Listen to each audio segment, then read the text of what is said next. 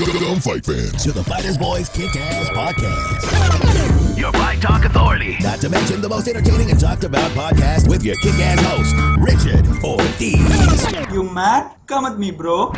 And his loyal kick-ass co-host, Senor Cole Escovedo. Streaming live and worldwide. Coming to you all the way live from a little place somewhere in Cali. The Fighters Boys Kick-Ass Podcast.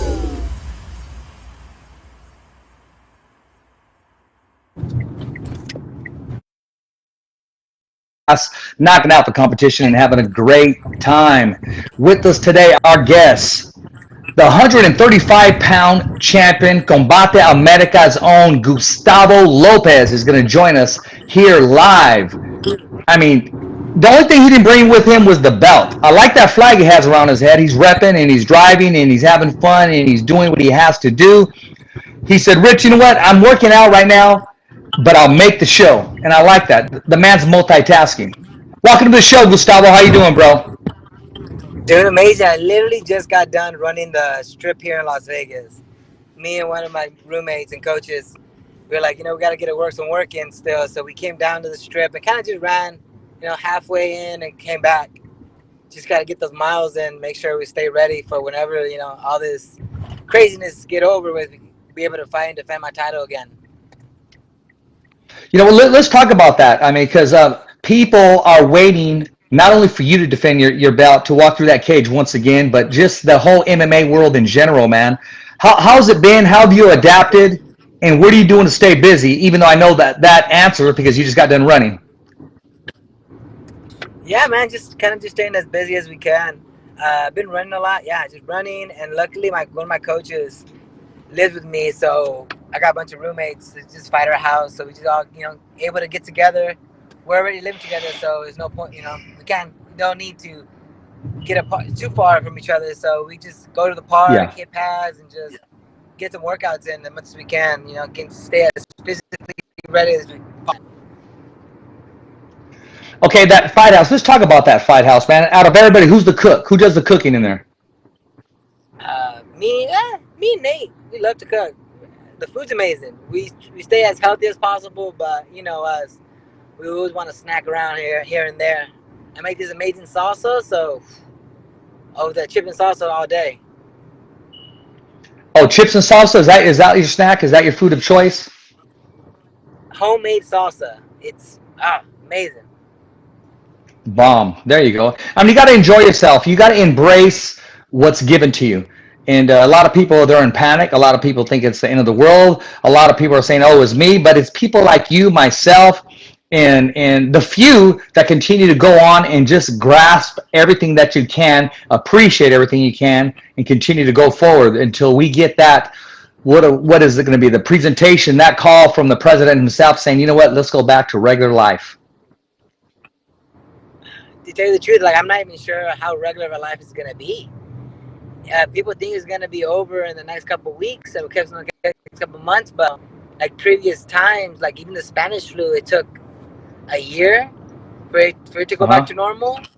I think we're more advanced and we kind of know how to deal with stuff. So hopefully we get out of there sooner, but I feel like we got to just adapt to the world and kind of be ready for it. I feel in the beginning it's going to be fights with no fans still. I don't think they're going to open the doors and people are going to just flood back in because people still worry about, what if I do get it? There's people that get it and die right away. I was just talking to a friend. One of his friends literally got it and overnight he died. It's not something to play around and joke around and be like, oh, if I get it, I'm going to be okay. The guy was a healthy kid and, he passed away. So it's unfortunate. So I feel like we got to just do the best we can and, avoid as many people as you can. Got to be safe, especially right now. I agree. But I'm not saying just completely just put yourself in panic mode, brother, because we got some people that are in panic mode. Be safe and be smart. And at the same time, continue to breathe. No, you can't panic. It's like being in the cave. The guy takes you to the ground. I'll let you talk this through. You don't panic. You've been there before. You're composed because you know your skill set. You know everything that's going on in there. Very true. Yeah, it's different. It's definitely different. But I feel like I'm trying to, be as cool and collective as I can, but make sure I'm aware of my surroundings and the people I kind of spend time with. You got to be safe. That's true. Gustavo, let's talk about day one. Let's talk about where it all began. I mean, you were very athletic in high school, very athletic as a young person. I was playing different sports, even on the streets. Why MMA? Why the transition, and why did you fall in love with MMA and make it your career? The first fight, it just happened out of nowhere. Like, it wasn't a spec. I came in, going in, like, one of my buddies called Lupe up in Washington, and just needed that helped him with his wrestling. The guy was a striker, wasn't that great on the ground, but he wanted to learn how to wrestle and how to defend wrestlers, So I helped him out, got him ready for his fight. It was an amateur fight at the time. I'm helping him out, and that same day when I went to go corner him, they asked me if I wanted to fight, and I'm like, kind of like, I joked around, like, yeah, sure, expecting, like, they'd be like, there's no way this guy's gonna fight on a one day, like, literally hour notice. And I'm like, they came over, brought me my gloves, hey, sign this, and get in the ring. It was insane. My heart was beating so hard. I'm like, what am I doing? And luckily I boxed back in the day, and I knew, and hey, I could wrestle. Worst scenario, I take this guy down, and then how bad could it go? I go in there and I throw a left. We literally walk into the middle, and I throw a left hook, and it hits perfectly. And then I knock him out, and I walk away with a 7-second knockout. My first amateur fight ever. And then I'm like, I'm hooked.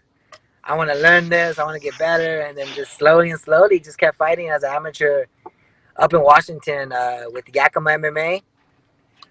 Went 8-0, and then eventually turned pro. Won my first one right away. Ended up losing my second one on taking like a short notice fight.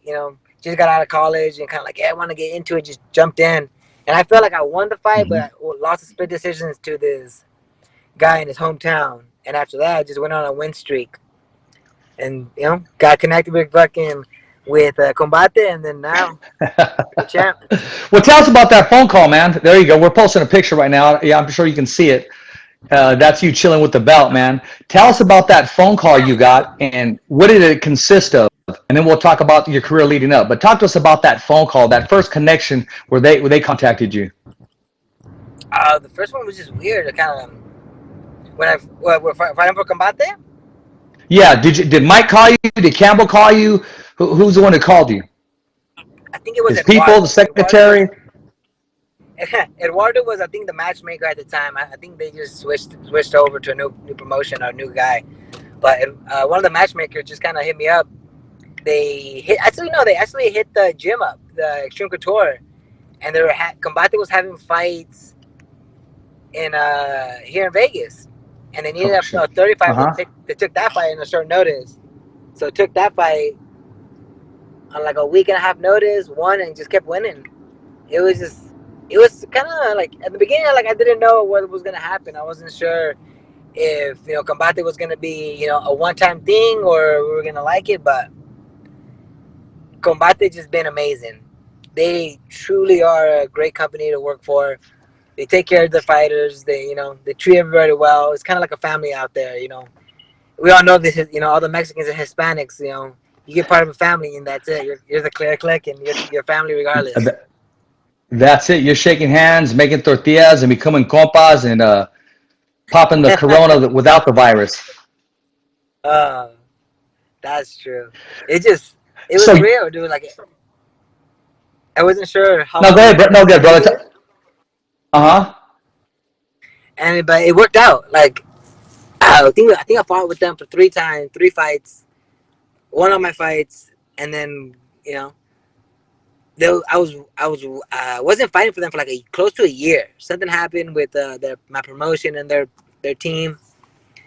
Right. And then I wasn't fighting for like a year, and then out of nowhere, like, hey, you want to fight for the belt?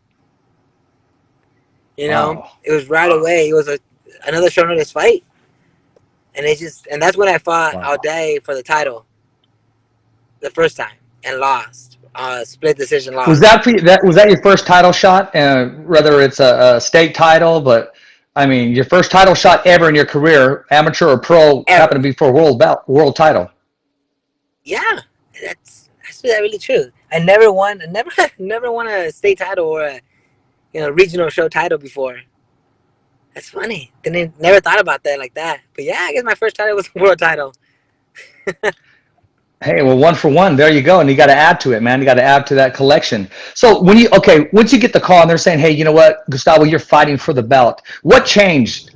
Did your corner change, your mind frame, people around you, and even in family? How serious did they take this? No, like when I first got the call to fight for the title the first time, it was a day and a half notice. So maybe not even, because 24-hour notice. I think we literally got on the plane, flew out to Arizona. I had to drop 23 pounds when I first fought for my title. When I first fought for the title. Mm-hmm. I had to lose 24. End up losing only 23 pounds in like 12, 13 hours. It was insane. Oh my God! I just felt, but I don't even want to know how you did it, man. Just literally, we sat in the jacuzzi and the sauna nonstop. Like, kind of just people. My teammate kind of rolled me out, put some ice on me, cooled me down, threw me back in, and just it was insane. But when I fought the first fight against Alday, it was super closing. But I felt like I won the fight. He dropped me. I think I got dropped like 3 times in the first round. Who knows? I feel like it was just a slip or the dehydration, whatever it was. But I came back strong the second, almost finished him, and then had a dominating, pretty strong third round. So I feel like, at least I for sure won the second, probably lost the third, for sure lost the first. But it went the other way, and then he won the first title for Combate.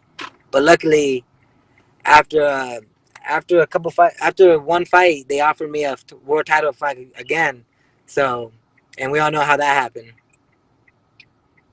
Hey, man, you made good, man. You made good. You cashed in. Talking about cashing in, man. So when your buddies would see you in your hometown and you're just hanging out, would they just call you Gustavo? Hey, what's up? When did you first hear the phrase champ for the first time that you had the bout, and how special was it?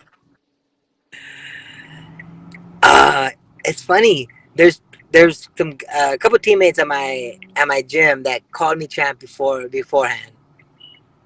Like, it was just a mindset. It was just, hey, that's what we're gonna be. Because they thought I won the first time. So like, hey, you should have been champ already. So, but after I won the belt and people started, it was an unreal feeling. I just didn't feel like it was real when it happened. And for a while, I had this crazy feeling of mine that just felt just so happy and kind of just, I wouldn't say satisfied, but like, it took a while to win that title. I was going to Combate for 3 years, and it showed that our work and the perseverance that I did kind of paid off. Well, I'm glad it did. And, you're here on the Fighter's Voice Kick-Ass podcast, man. You're making it happen. And you mentioned that you jogged there in Las Vegas. Tell us about, how's Las Vegas, man? I heard it's just like a ghost town. But how's everybody making the transition, man? It's a little different. It's the Strip and the Vegas Strip is shut down. There's no more clubs. There's no more kind of thing. But I feel like it made it the small town that it is. People don't realize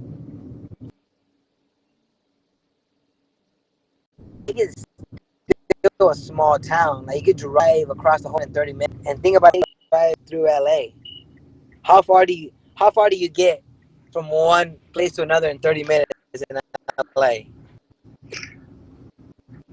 Yeah, well, that's true too. Hey, brother, I got to ask you: are you driving up the hills or mountains or something? Because I'm kind of losing you sometimes. You're going in and out. So I'll get some better reception right now. Oh, there you go, man. Hit that hot spot. Is that better? Hit that hot spot real quick. There you go. Awesome, man. There you go. So what's your walk around weight? I know you compete at 135, but what's your walk around weight?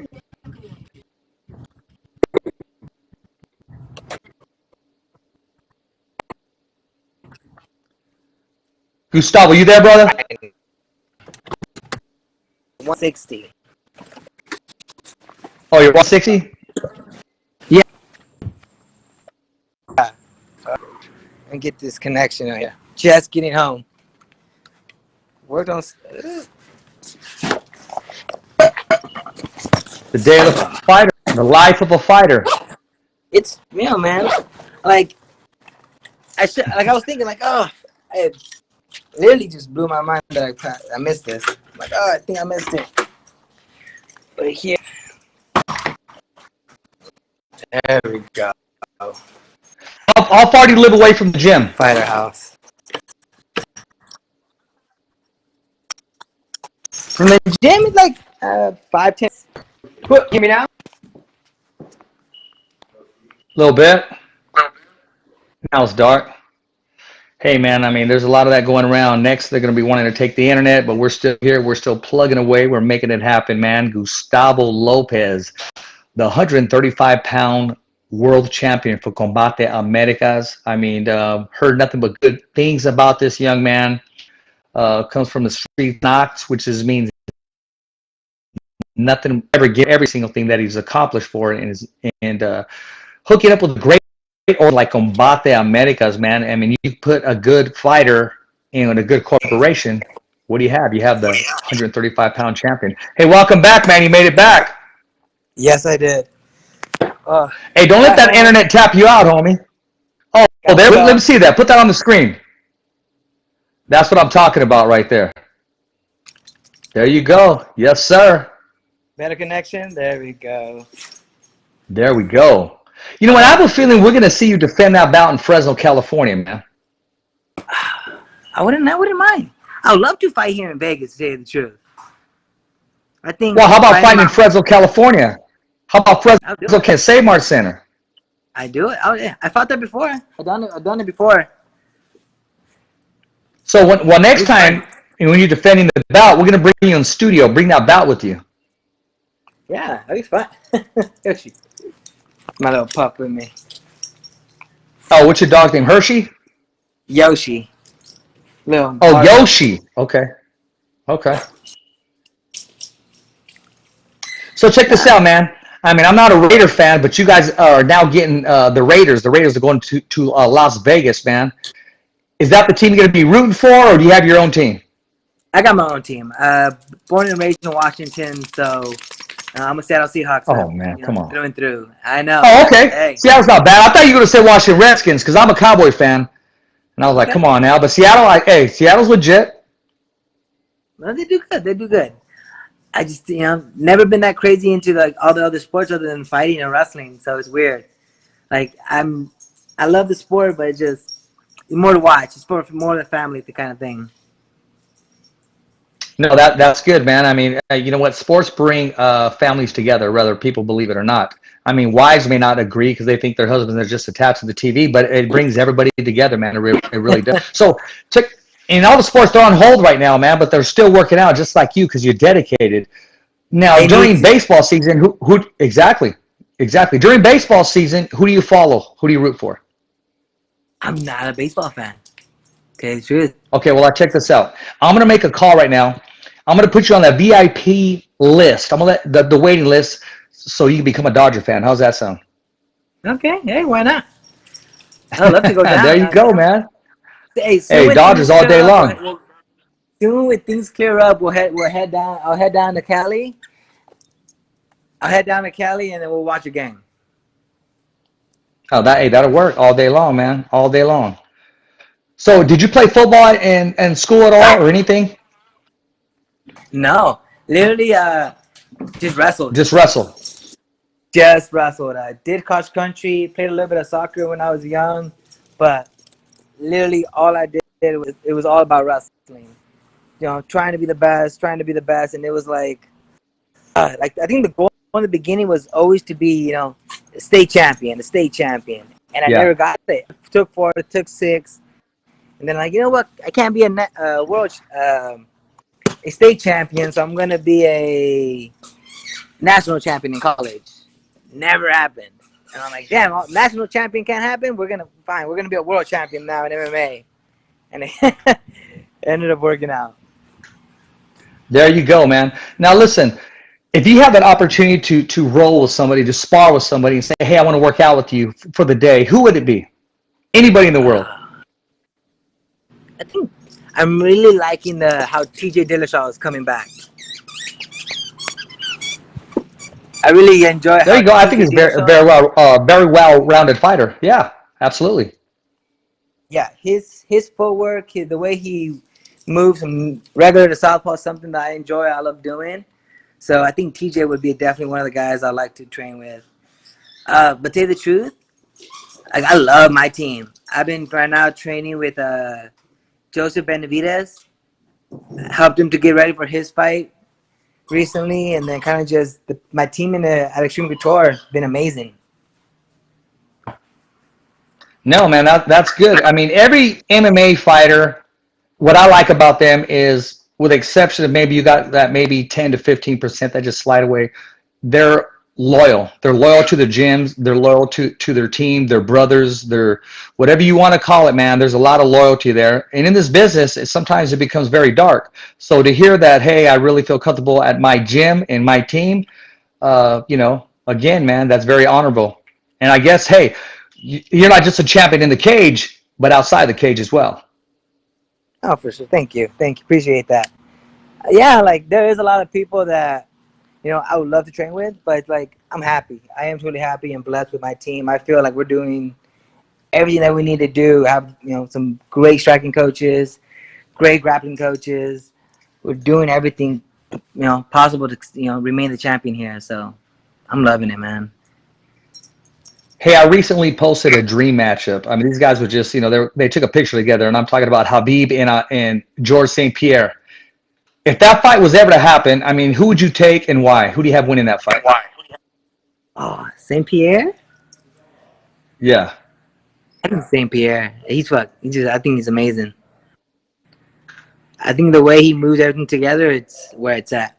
He's one of the few people that kind of made things click, A lot of other people kind of just, were good at boxing, good at wrestling, or just wrestling. This guy made it click for me, and I think I enjoy the way he fights. Hey, man, Mike and Fromowitz and Campbell, they're watching the show tonight. Any messages for them, man? Like, hey, man, let's get going. Let's get moving. 100%. If they're, I haven't talked to them in a while, but yeah, if they're there, I would love to tell them, like, hey, I want to be the first guy to defend my title after this quarantine gets done.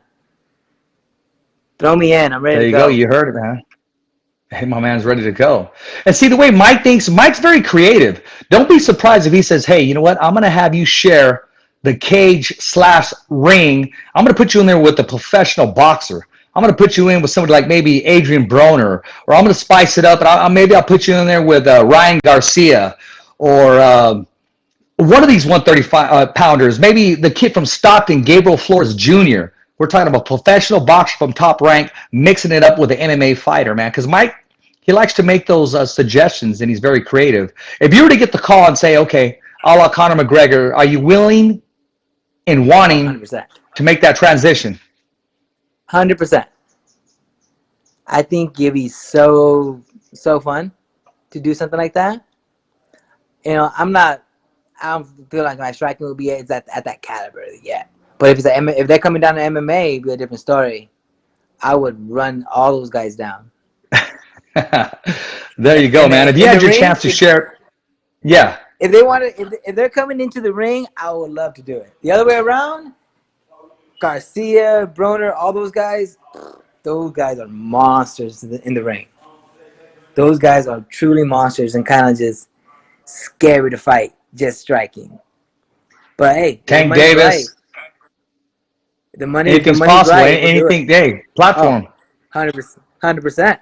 I mean, I've had conversations with Mike, and he's mentioned that. He's like, hey, what do you think about this guy? Match up this guy.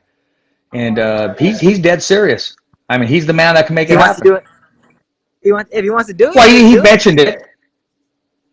So what if you're the guy he pulls and says, "Hey, Gustavo, you know, you're going to get in the ring with this. Is going to be a boxing match. You're taking on Tank Davis I'll do it, 100%. from the If Mayweather Campbell and team." Mike There you go. If Campbell and Mike wanted to do something like that, oh, I'd love to. Because I know if we're going to be messing with those kind of guys, it's all going to be about big money. So it's definitely the right time to do stuff like that. Well, I mean, Conor McGregor says that you know, he's going to be in the boxing ring after this is all over. Once again, that don't count him out. And if he can do it, why not you? Everybody has the same opportunity, man. But I'm pulling for you, man. That's what I'm saying. That's why we're talking about it right now. We're putting the bug in Mike's ear. It's going to happen. Start to materialize. Before you know it, you'll be wearing boxing trunks. I would love it. I'm going to tell you the truth, my boxing coach would love to just worry about just be boxing. A quick plug. Who's your boxing coach?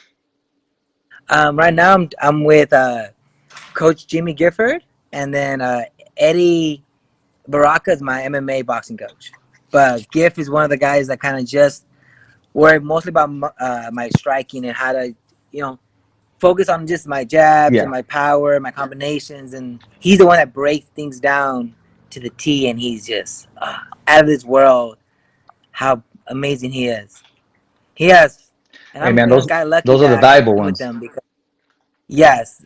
And I'm like, he has a couple other people that he used to train with. He used to train Forrest Griffin when he won the title against Rampage. Trained Misha when she won the world title against Holly Holmes too. You know, he has a bunch of other fighters. Oh man, and she came back in that last round. I remember that fight. She was losing that fight. She fought hard in that last round. Got it in. And I remember that Rampage when he lost. I mean, he got out. If it was a boxing match, I would say he got outboxed. He got outclassed that fight. No. Yeah, Jimmy Gifford is a phenomenal boxing coach. So definitely blessed to have this guy in my corner. Well, let's talk about your team, man. What does your team consist of, man? You got a nutritionist, you got a boxing coach, a grappling coach, an advisor, your manager. Who's Team Lopez? Right. Team Lopez. Let's get it. So first of all, I start with my manager. I'm with Danny Rubinstein. Ruby. Okay. The Enterprise thing. Yeah, Rubinstein. He's the one that deals with all the drama over there with all the guys. So he'll let me know when I fight and when I'm ready to fight. So everybody knows to give him a call and if they want to fight me. And then we have our boxing coach, that's Jimmy Gifford and Eddie Baraka at Extreme Couture. Got my MMA coach, Casey from 10 Planet here in Henderson in Las Vegas. Mm-hmm. And then all the teammates at Extreme Couture. You know, I feel like I have a stacked team with amazing coaches and amazing teammates. Well, that's good, man. I mean, hey, if you got a great team, I mean, iron sharpens iron. I say that a lot, but I say it when it's well-deserved.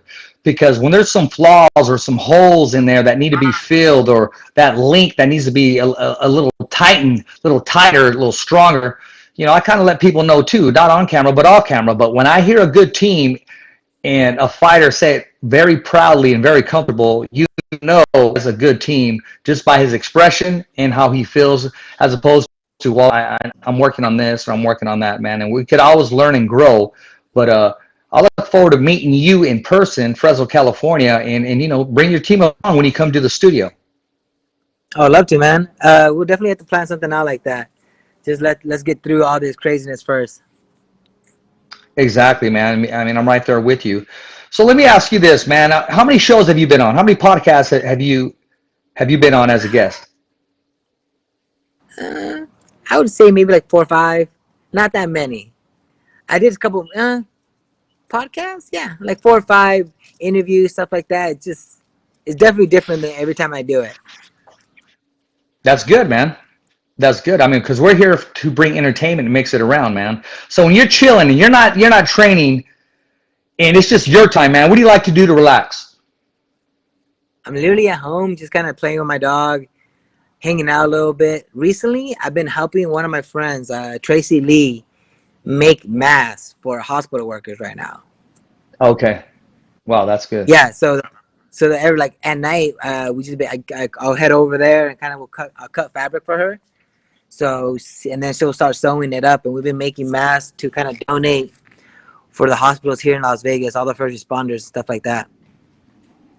There's right now at the time they're like low on all the surgical masks, stuff like that. So I've been helping me and my friend have been helping kind of donate to all the hospitals around here that we can. And that's a good thing, man. You know what? I will say this.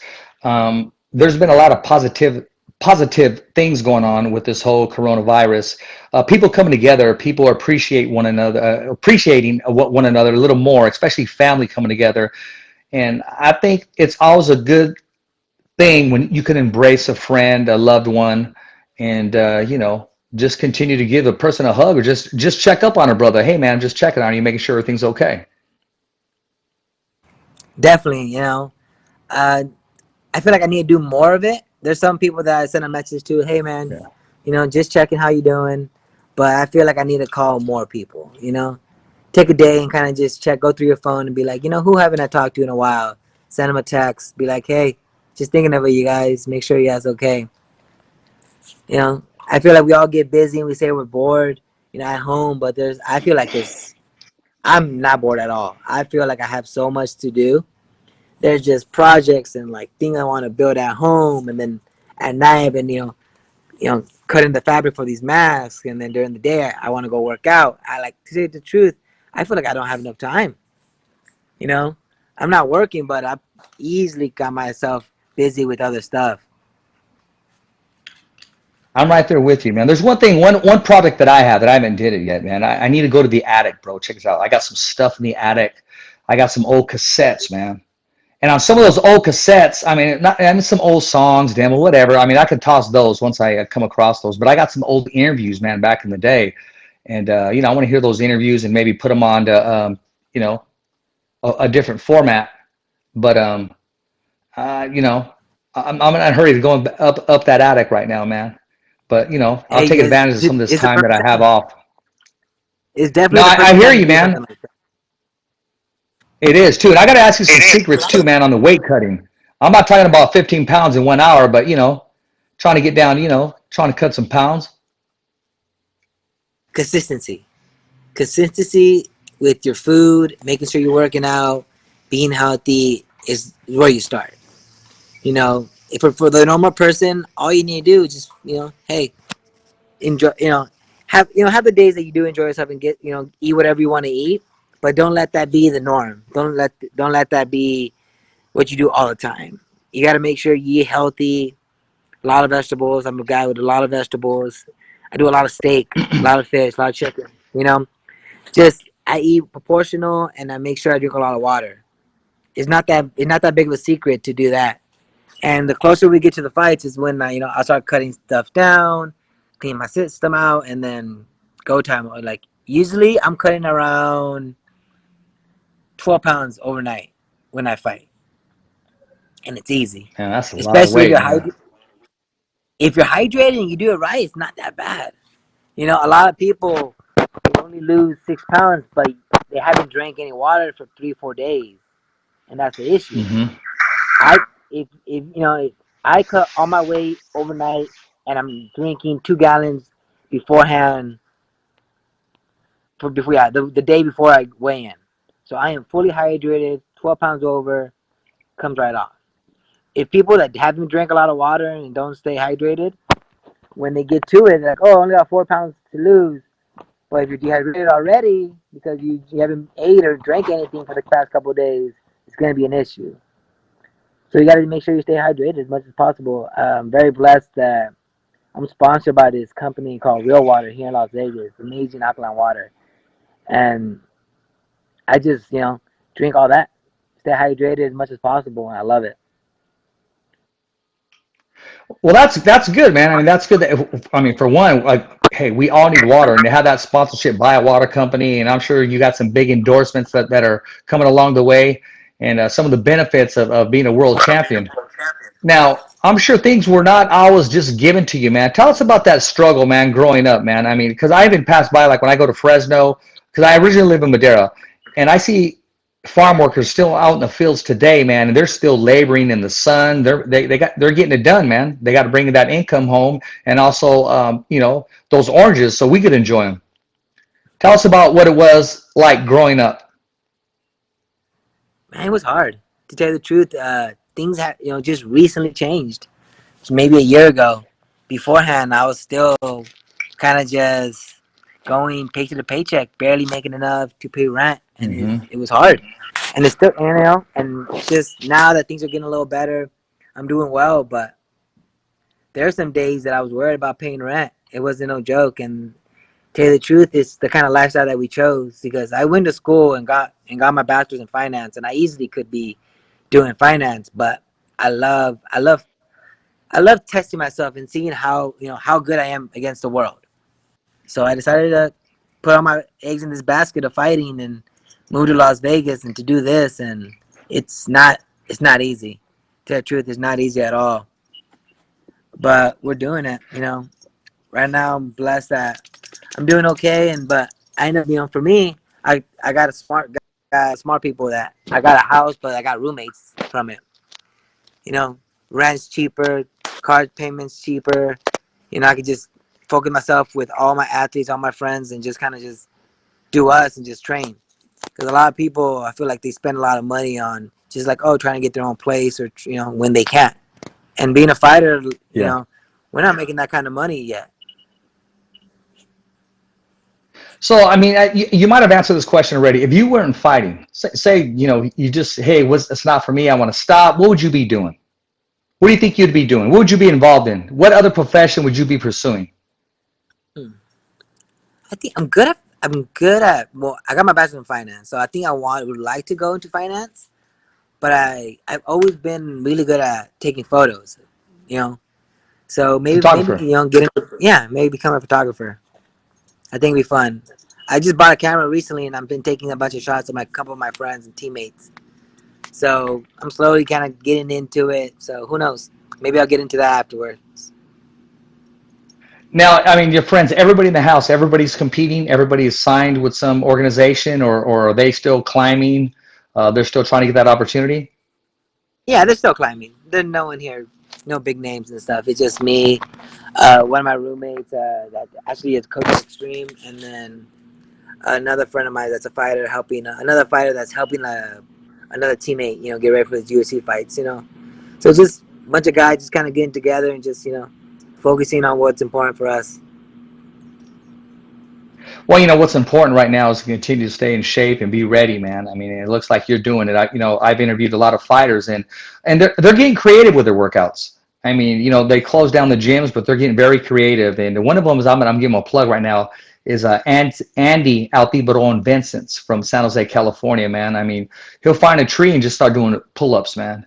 And any park or any area that he can use, and he utilizes every single tool and asset that he has. And I think a lot of fighters, they really do appreciate now the luxury they have of being able to walk into a gym, as opposed to now some of the gyms have been closed down. 100%, man. Like, I feel like when things open up, somewhat normal, and we're able to go back to the gym, nobody's gonna want to leave. People are gonna be going there early and staying there late, and not like. I bet there's guys that miss classes, like, I don't want to go to wrestling practice, or I don't want to go to boxing practice or jiu-jitsu. It's not gonna happen when the doors open.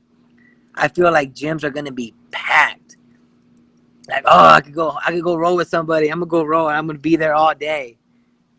Oh, no doubt. I feel like people, hopefully people get just more thankful and grateful about all the nice equipment and actually having equipment at a gym, other than at home when you don't got a few people got stuff at home, but majority of the people, like, I never got things at home because I always had all these gyms I could go to.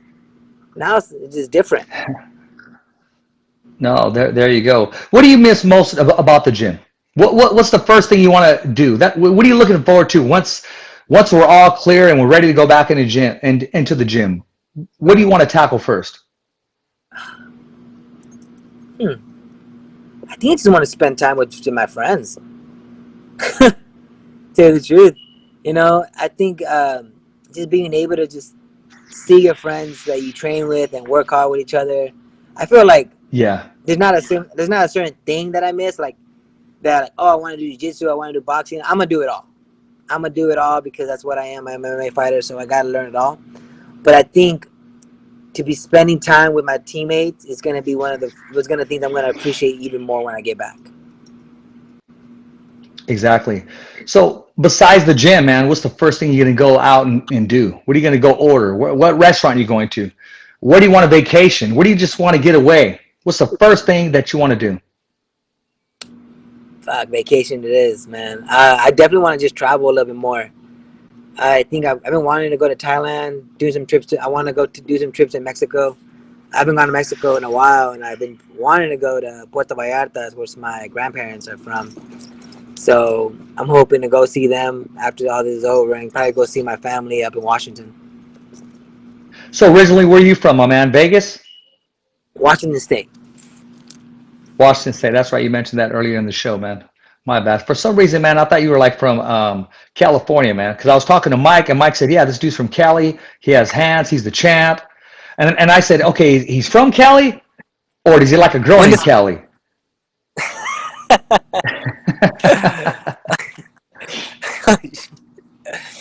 No, I ended up going to school in California. I ended up getting my bachelor's at Menlo College in the Bay Area. There you go. There you go. And let me rephrase it. When I said Mike, because I mentioned Mike.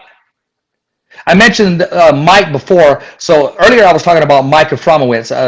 Today I was talking about Mike Rutha, our co-host on Tuesday Night Show, who's actually going to be getting together and doing something big on Thursdays with the Spanish side of the Fighter's Voice. We're about getting ready to launch that. It's just about putting the pieces together. This coronavirus kind of put us on hold, but we're going to make that happen anyways.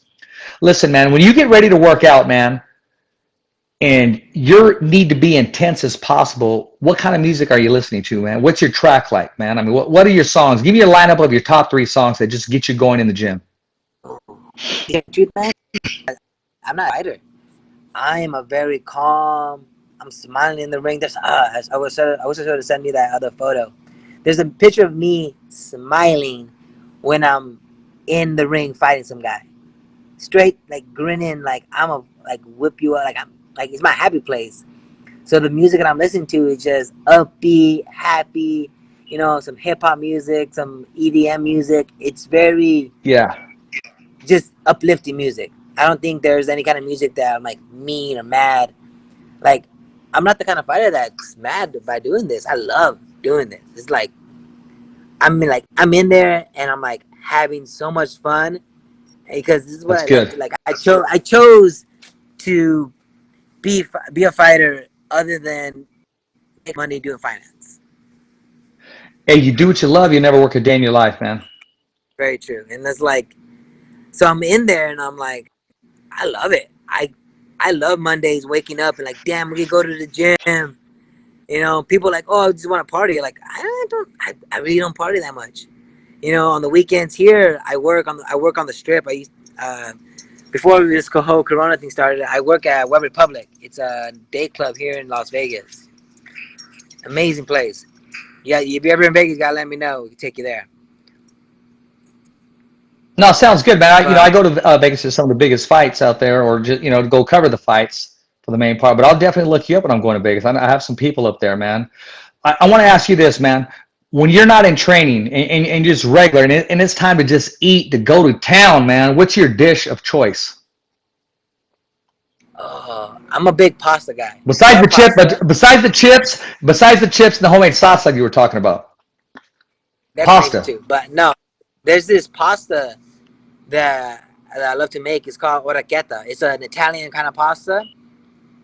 So I'm actually gonna make it tonight. Got a good workout in, so I'm about to please, enjoy myself. And this pasta is called orecchietta pasta. It's made with orecchietta, like these orecchietta?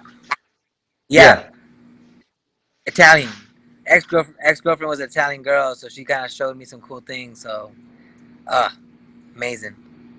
Capiche. Your dog made a cameo, man. Okay, I got to ask you this, man, and I'm going to go there. When you have a few extra bucks, man, what do you splurge on? Are you a shoe guy, cologne guy, watches, glasses, gear? There has to be something you say, you know what, man? Oh, I got to go get those shoes, or man, I collect watches, or these sunglasses, or what is it? What's your weakness when you're shopping? Lately, like after every fight, for a while, I was buying a bunch of suits. I had That's a right. different kind of suit. Yeah, I was like after this fight, met a good friend of mine. A friend of mine introduced me to this tailor, and he kind of just there you go. There you go. Look at y'all G'd up, man. I ended up buying a bunch of suits, and it's been one of my things. Like after every fight or before every fight, I'll buy me a couple pairs and just kind of have my style. You gotta look good when you're out. I feel like it's very important when I think McGregor did a good job of doing that. It's kind of like people out dressed up, just kind of in their fight gear, but you gotta realize you gotta entertain. You gotta look good in front of the camera.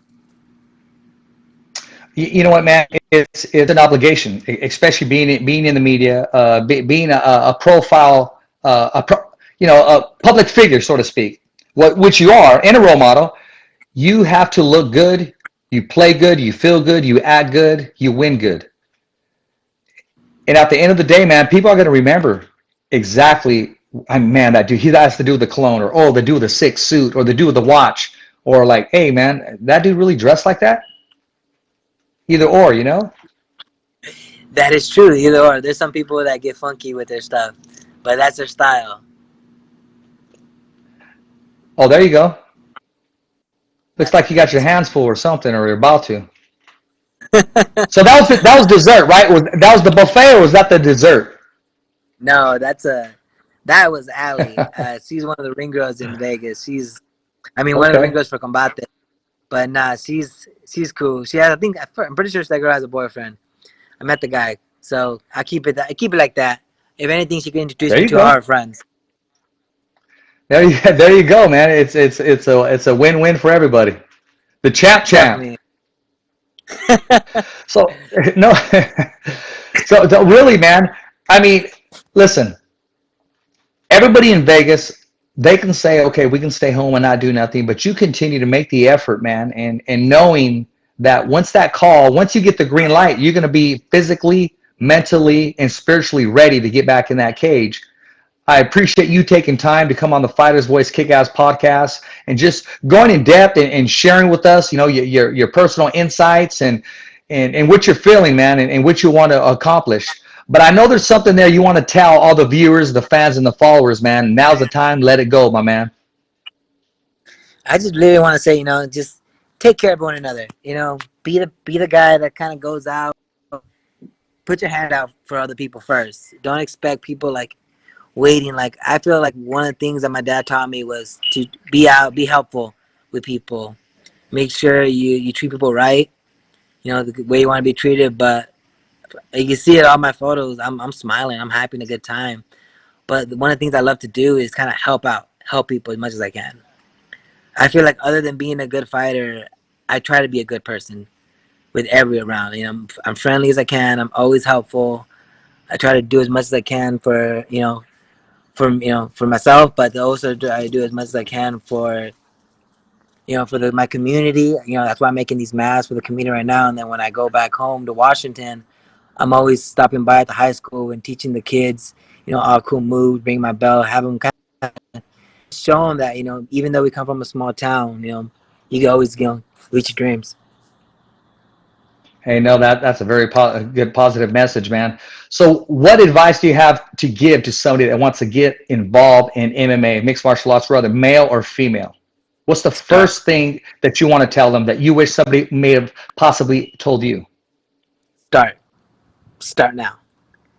That's the only thing you can do, to tell you the truth.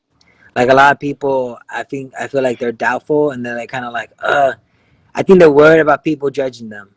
I think that's one of the big thing that holds a lot of people back. Like there's stuff that I wanted, even me. Like I was just talking to a friend of mine earlier.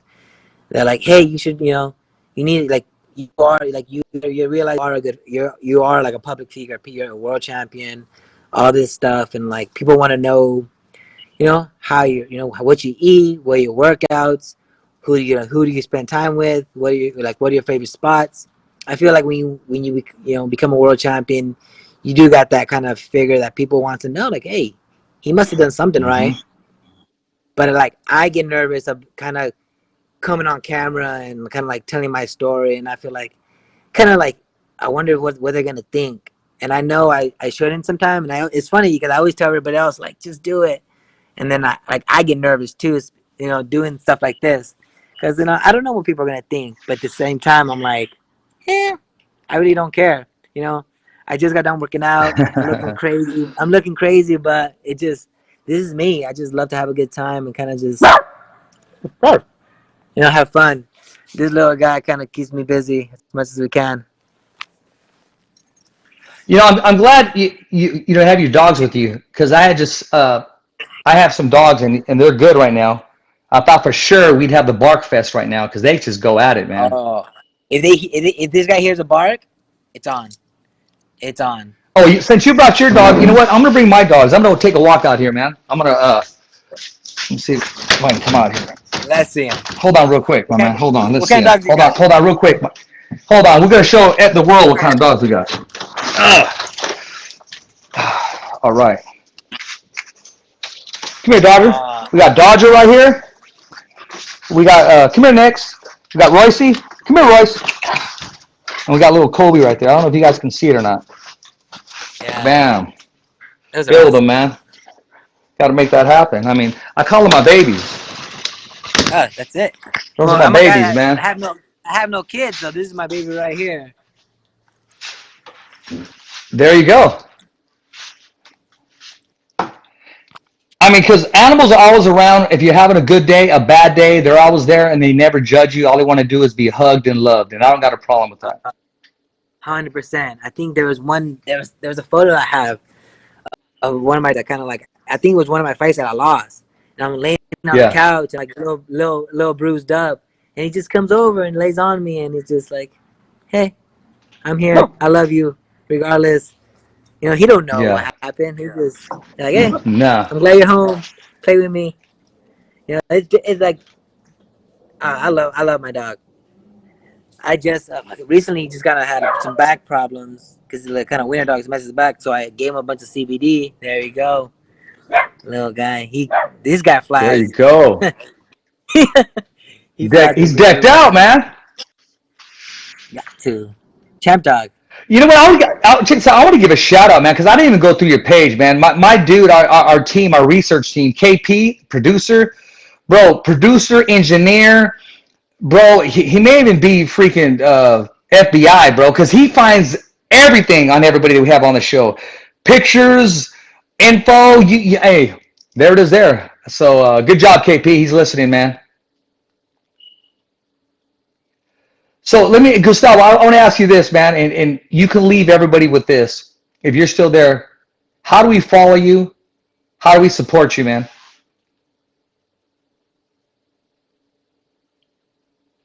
I think Gustavo's playing with his dogs. But hey, if he happens to rejoin us, we've got a couple more minutes, man. I do want him to let everybody know what his Instagram is, his Twitter, even support him on Facebook, and what he wants to leave with his fans. A lot of fighters today, they'll decline interviews or they'll accept interviews, but nevertheless, everybody's kind of, when I say corporate, they're told by their managers what to say, what to wear, how to act. And it's fighters like Gustavo Lopez, what you see is what you get. He actually started the interview driving home from working out, invited us in his house, showed us his championship belt, his heart's desire, which is his animals, and just for him to open up his house and take the time and to be a great guest here on the Fighter's Voice Kick-Ass podcast, man. I mean, we need more athletes and fighters like Gustavo Lopez. Don't forget, ladies and gentlemen, next Tuesday, we got a great week coming up, man. We have the WBO Junior Lightweight Champion of the World, Jamal Semperfi Herring, back on the show. And he's calling it the Jamal Herring Show. So, I mean, hey, I like that because it's kind of an inside joke. He made that comment at a press conference.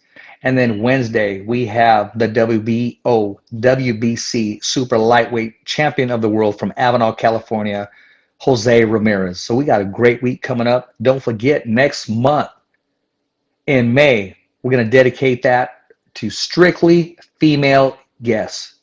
From women fighters to women in the office in the boxing and MMA world, to behind the microphone, to commentating. I'm talking about the Christina Potchers. I'm talking about the Shally Swansons, the Nancy Rodriguez's of the world. Everybody involved in boxing and MMA, listen, this platform is for you. I appreciate you being a part of the fighter's voice. And remember, every fighter has a voice, male, female, doctor, lawyer, patient, victim. Hey, man, no one's exempt or should be exempt from just speaking their mind, because everybody has a fight. I said it numerous times. You don't have to go inside the boxing ring or the MMA cage to be a fighter. Remember, every fighter has a voice, and so do you. Thank you all for subscribing, for lasting with us. All the subscribers that are starting to move up, and also our Twitter, @FightersVoice_. That's @FightersVoice_. The Instagram @TheFightersVoice. The Facebook page, The Fighter's Voice. And our website, www.youtube.com/TheFightersVoice. As always, every fighter has a voice, and so do you. It's a wrap. Thumbs up for Richie. Okay, fight fans, it's not goodbye, but until next week. Remember, It's always voiceography at its finest. So on behalf of Richard Ortiz, Cole Escovedo, the special guests, and all the crew right here at the Kick-Ass Podcast, saying hasta luego, babies. And always, thanks for listening.